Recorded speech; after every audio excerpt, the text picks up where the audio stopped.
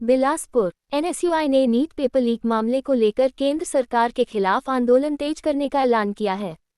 संगठन ने आगामी 3 जून को केंद्रीय मंत्री टोकन साहू के निवास का घेराव करने की घोषणा की है। इस आंदोलन का नेतृत्व एनएसयूआई प्रदेश अध्यक्ष नीरज पांडे और बिलासपुर जिलाध्यक्ष रंजीत सिंह करेंगे।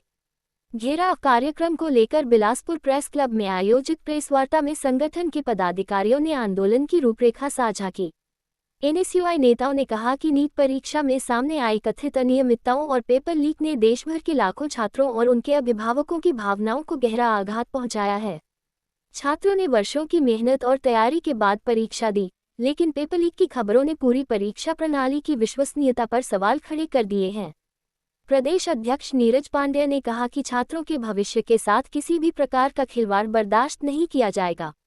उन्होंने आरोप लगाया कि केंद्र सरकार और संबंधित एजेंसियां परीक्षा प्रणाली में पारदर्शिता बनाए रखने में विफल रही हैं।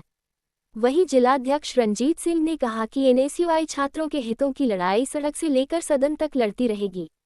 एनएसयूआई ने अपनी प्रमुख मांगों में नीट पेपर लीक मामले की निष्पक्ष जांच, नेशनल टेस्टिंग एजेंसी को भंग कर नई पारदर्शी परीक्षा एजेंसी का गठन, केंद्रीय शिक्षा मंत्री का इस्तीफा, मामले की जेपीसी जांच, पेपर लीक माफियाओं पर कठोर कार्रवाई और राष्ट्रीय परीक्षा सुरक्षा कानून लागू करने की मांग रखी है।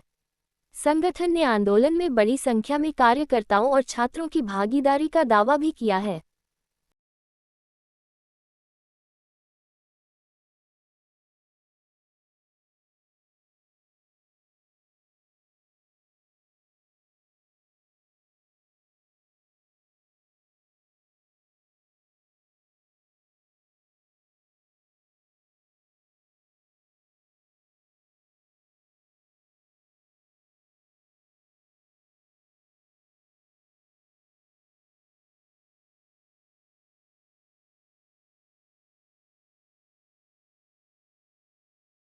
प्रेस कॉन्फ्रेंस हमारे प्रदेश अध्यक्ष जी की अगुवाई में किया गया है। जिस तरीके से नीट के एग्जाम जो पूरे देश भर में संचालित हो रहे हैं, उसमें लगातार पेपर लीक्स के जो मामले आ रहे हैं, उसको लेके बिलासपुर जिले में पहली बार एनएसयूआई के राष्ट्रीय अध्यक्ष जी के नेतृत्व में नीट को लेके यहाँ के केंद्रीय मंत्री टोकन साहू जी के बंगले का घेराव किया जा रहा है, जिसको लेके आज हमने प्रेस कॉन्फ्रेंस किया था। और आप मीडिया के माध्यम से हम उन सभी नीट के छात्रों को जो बिलासपुर जिले में पढ़ाई कर रहे हैं, जो पूरे प्रदेश में नीट के एग्जाम की तैयारी कर रहे हैं, उनके साथ जो घटनाएं घटित हुई हैं और पूरे देश में लगभग 4 से 5 छात्रों ने सुसाइड किया है, उसके विरोध में लेके हम केंद्रीय मंत्री जी का यहाँ आवास का घेराव कर रहे हैं। हम एक मैसेज देना चाहते हैं नरेंद्र मोदी जी और शिक्षा मंत्री जी को, धर्मेंद्र प्रधान जी को, कि आपको इस्तीफा दे देना चाहिए, क्योंकि अगर जो आप इस्तीफा नहीं देते तो हमें समझना पड़ेगा कि आपके द्वारा नीट के एग्जाम में लगातार जो घोटाले किए जा रहे हैं वो आपकी एक सोची समझी साजिश है। इसलिए आंदोलन की तैयारी की जा रही है।